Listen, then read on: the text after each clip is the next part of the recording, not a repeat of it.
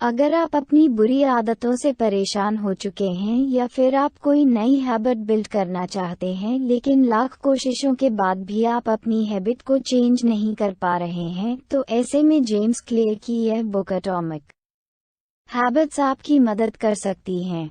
Habit building के ऊपर लिखी गई यह किताब अब तक की सबसे अच्छी किताब मानी जाती है, क्योंकि इस बुक में हैबिट बिल्ड करने के बहुत ही प्रैक्टिकल तरीके बताए गए हैं और ऐसे तरीके बताए गए हैं जिसे कोई भी फॉलो कर सकता है। ये किताब किसी भी इंसान की जिंदगी बदलने की क्षमता रखती है। यही वजह है कि यह उन किताबों में शामिल है जो एक इंसान को अपनी जिंदगी में पढ़नी ही चाहिए। बहुत से लोगों के लिए किताबें पढ़ना थोड़ा मुश्किल हो जाता है, इसीलिए हमने इस बेस्ट बुक की समरी आपके लिए तैयार की है, तो इस बुक समरी को पूरा जरूर सुनिए। ब्रिटिश साइकिलिंग टीम स्काई की हालत बहुत ही ज्यादा खराब थी, क्योंकि 1908 से साल 2003 तक ब्रिटिश साइकिलिंग टीम ने सिर्फ एक ही मेडल जीता था। ब्रिटिश साइकिलिंग टीम की हालत दिन पर दिन खराब होती जा रही थी। ओलंपिक्स के साथ साथ दुनिया की सबसे बड़ी cycling race Tour de France में भी ब्रिटिश साइकिलिंग टीम कुछ अच्छा परफॉर्म नहीं कर पा रही थी।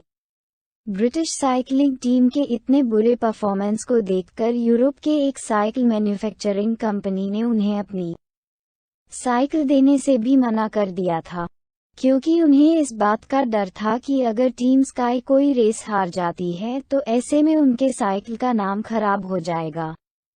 इस तरह की परेशानी को देखते हुए ब्रिटिश साइकिलिंग ऑर्गेनाइजेशन ने डेव ब्रेल्सफोर्ड को ब्रिटिश साइकिलिंग टीम के कोच के रूप में हायर किया, क्योंकि डेव ब्रेल्सफोर्ड स्ट्रेटजी के साथ काम करते थे। उनका यह मानना था कि अगर हमारे काम के हर हिस्से में 1% इम्प्रूवमेंट किया जाए तो फिर बाद में जो रिजल्ट आएगा वह बहुत ही अच्छा होगा, क्योंकि यह 1% जुड़ कर काफी बड़ी हो जाएगी। डेव ब्रेल्सफोर्ड आदत स्ट्रेटजी पर इतना ज्यादा यकीन करते थे कि उन्होंने इस स्ट्रेटजी को अपने काम में भी यूज किया। उन्होंने साइकिल की सीट को रीडिजाइन किया जो ज्यादा कंफर्टेबल थी। साथ ही उन्होंने टीम मेंबर्स के जर्सी को भी कंफर्टेबल फैब्रिक वाले कपड़ों से बनवाया था। साथ ही साथ कोच अपने खिलाड़ियों को भी सोने के लिए आरामदायक बिस्तर देते थे। लेकिन इतना करने के बाद भी वह रुके नहीं। उन्होंने लगातार अलग अलग चीजों में 1% इम्प्रूवमेंट करना जारी रखा जो साइकिलिंग से रिलेटेड थी। इतना करने के बाद कोच ने डॉक्टर्स की सलाह लेकर राइडर्स को हाथ धोने का प्रॉपर तरीका भी सिखाया, जिससे उनके राइडर्स बीमार ना पड़े। साथ ही साथ उन्होंने अलग अलग मसाज चेयर भी टेस्ट किए जो प्लेयर्स को मसल्स पेन से इंस्टेंट रिलीफ दे पाए। मतलब कि डेव ने खिलाड़ियों के आई ड्रॉप से लेकर साइकिल की टायर में थोड़ी बहुत इम्प्रूवमेंट की। डेव ब्रेल्सफोर्ड ने छोटे छोटे बदलाव किए। उसका रिजल्ट साल 2008 में बीजिंग ओलंपिक में देखने को मिला, क्योंकि इस ओलंपिक गेम में ब्रिटिश साइकिलिंग टीम ने 8 गोल्ड मेडल जीते थे और उसके बाद हुए ओलंपिक गेम में भी ब्रिटिश साइकिलिंग टीम ने बहुत ही अच्छा प्रदर्शन किया था। डेव ब्रेल्सफोर्ड अपनी स्ट्रेटजी को द एग्रीगेशन ऑफ मार्जिनल का नाम देते हैं। उनकी इस स्ट्रेटजी ने एक नॉर्मल सी साइकिलिंग टीम को 178 time record holder cycling 66 times Olympic winner और 5 टाइम्स टूर द फ्रांस का विनर बना दिया। वैसे 1% इम्प्रूवमेंट तो इतनी छोटी होती हैं कि हमें इसे नोटिस भी नहीं करते हैं, लेकिन लंबे समय में ये छोटी छोटी इम्प्रूवमेंट बहुत बड़ा रिजल्ट क्रिएट करती है। ऑथर कहते हैं कि अपने किसी भी गोल को पूरा करने के लिए आपको गोल्स नहीं बल्कि सिस्टम तैयार करना होगा। वह ऐसा इसलिए कहते हैं क्योंकि गोल सीधे रिजल्ट से रिलेटेड होता है और सिस्टम प्रोसेस से रिलेटेड होता है। एग्जाम्पल के लिए कहे तो एक अच्छी बॉडी बनाना गोल है, लेकिन अच्छी बॉडी बनाने के लिए हेल्दी फूड्स खाना एक सिस्टम है। अपना डायरेक्शन ढूंढने के लिए गोल सेट करना तो ठीक है, लेकिन अगर आप हमेशा प्रोग्रेस करना चाहते हैं तो ऐसे में आपको सिस्टम तैयार करना चाहिए। ऐसा इसलिए है क्योंकि गोल्स तो सभी बनाते हैं, लेकिन विनर वही होता है जो प्रोसेस को फॉलो करता है और जो लगातार छोटी छोटी इम्प्रूवमेंट करता है। मतलब आपको अपना गोल डिसाइड करने के बाद गोल को पूरा करने के लिए लगातार 1% इम्प्रूवमेंट करना होगा, तभी आप अपने गोल सही समय पर पूरा कर पाएंगे। जिस तरह हर चीज छोटे छोटे एटम यानी कि परमाणु से मिलकर बनती है, ठीक वैसे ही कोई भी बड़ा रिजल्ट एटॉमिक हैबिट से ही मिलती है। इसलिए बहुत अच्छी और बड़े रिजल्ट पाने के लिए आपको गोल को भूलकर हैबिट या यूं कहें कि सिस्टम बनाने पर ध्यान देना चाहिए।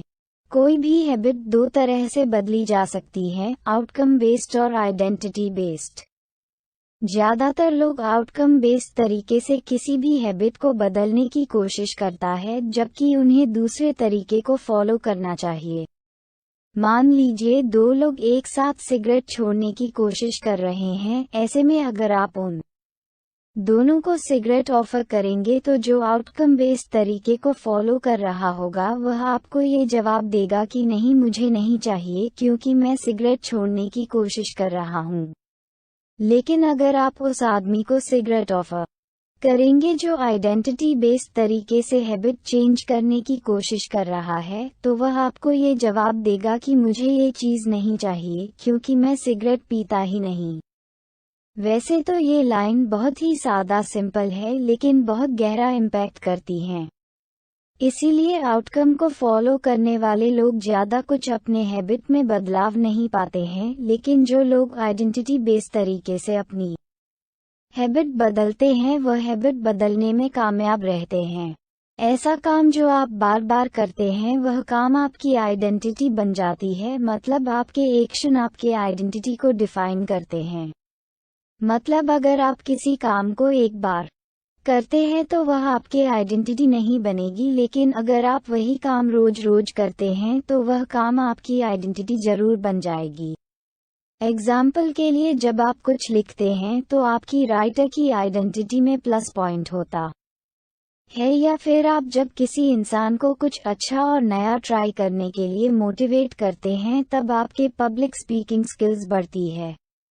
इसीलिए सबसे पहले आपको ये डिसाइड करना होगा कि आप किस तरह के इंसान बनना चाहते हैं, और जब आप अपनी आइडेंटिटी डिसाइड कर लें तब आप अपने आप को बदलने के लिए छोटे छोटे स्टेप्स जरूर लीजिए, क्योंकि यह छोटे छोटे स्टेप्स आपको बड़े रिजल्ट देंगे।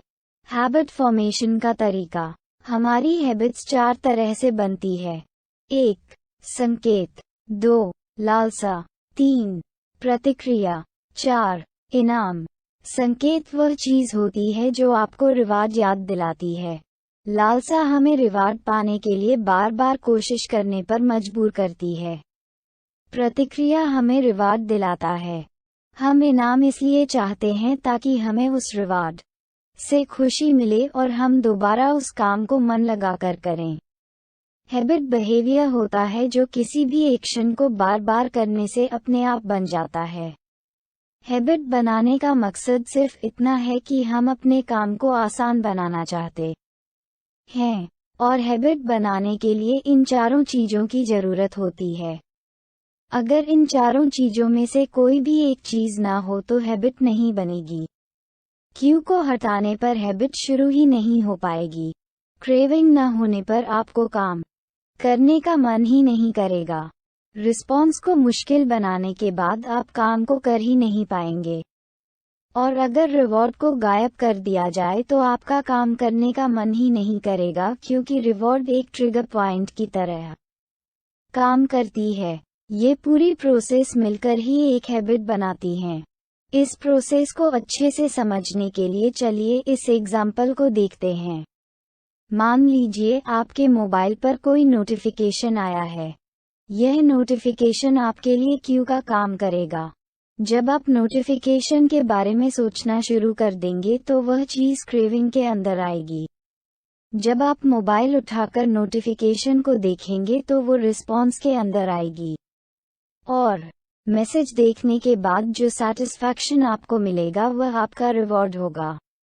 ज्यादातर लोग जो ये कहते हैं कि हमें मोबाइल की लत लग चुकी है, वह सच ही कहते हैं, क्योंकि मोबाइल में ये सारी चीजें काम करती हैं, इसलिए मोबाइल यूज करना हमारा बहुत ही स्ट्रांग हैबिट बन चुका है। उसके बिना रह पाना कभी कभी बहुत मुश्किल हो जाता है।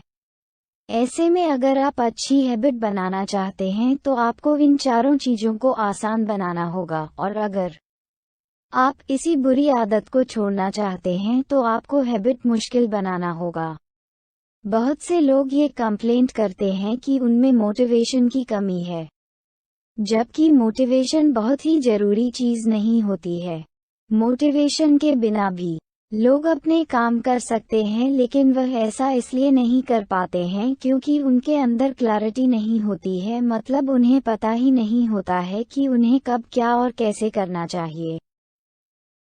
बॉस्टन के एक कैफेटेरिया में स्टूडेंट्स बहुत ज्यादा कोल्ड ड्रिंक पी रहे थे, जिससे कुछ स्टूडेंट की तबीयत भी खराब हो रही थी। इस बात की खबर जब फूड मैनेजमेंट को पड़ी तब उन्होंने स्टूडेंट्स को कोल्ड ड्रिंक पीने के जगह पानी पीने के लिए मोटिवेट किया।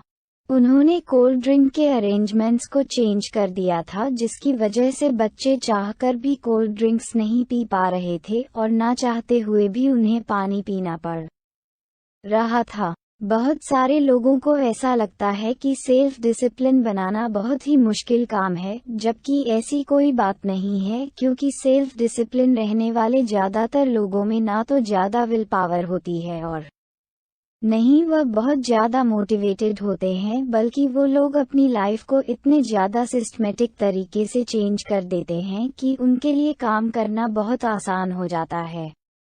सेल्फ डिसिप्लिन बहुत ही ज्यादा आसान है, लेकिन ऐसा तभी होगा जब आप इसे सिस्टमैटिक तरीके से फॉलो करेंगे।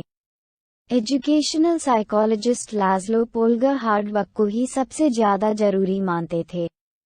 उनका मानना था कि अगर आप बच्चों को डिसिप्लिन रहना और हार्ड वर्क करना सिखाते हैं तो आप उन्हें किसी भी फील्ड में जीनियस बना सकते हैं, क्योंकि डेडिकेटेड प्रैक्टिस करके कोई भी किसी भी चीज में एक्सपर्ट बन सकता है। अपनी इस सोच को पूरा करने के लिए उन्होंने एक एक्सपेरिमेंट करने का सोचा, और इस एक्सपेरिमेंट के लिए उन्होंने कार्ला नाम की एक टीचर को चुना, और वो भी यही मानती थी कि प्रॉपर इंस्ट्रक्शन से बच्चों को कुछ भी सिखाया जा सकता है। इसीलिए दोनों ने शादी कर ली, और जब उनके बच्चे हुए तब उन्होंने चेस के गेम को चुना, और उस गेम में अपने बच्चों को वर्ल्ड क्लास बनाने के लिए उन्होंने पहले से ही तैयारी कर ली।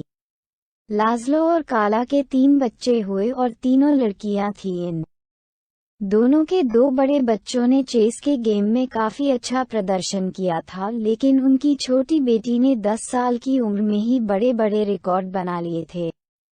इतनी कम उम्र में फिर बात करने की वजह से वह 27 साल तक top chess player in the world बनी रही। यही वजह है कि अच्छी हैबिट और अच्छे एनवायरनमेंट की मदद से कोई भी इंसान अपने लाइफ में कुछ भी पा सकता है। इस तरह से कोई भी हैबिट बना सकता है। अगर आपने हैबिट बनाने से पहले ही बहुत कोशिश की है तो आप एक बार और कोशिश कीजिए, क्योंकि ये कोशिश जरूर कामयाब होगी। उम्मीद करते हैं कि जेम्स क्लियर की बुक एटॉमिक हैबिट्स आपको पसंद आई होगी। अगर आपको हमारा बुक समरी का ये प्रयास अच्छा लगा हो तो नीचे कमेंट करके जरूर बताएं। धन्यवाद। यदि आप हमारी मेहनत की सराहना करते हैं तो कृपया इस पोस्ट को लाइक और शेयर करें, और हमारे चैनल को सब्सक्राइब करें।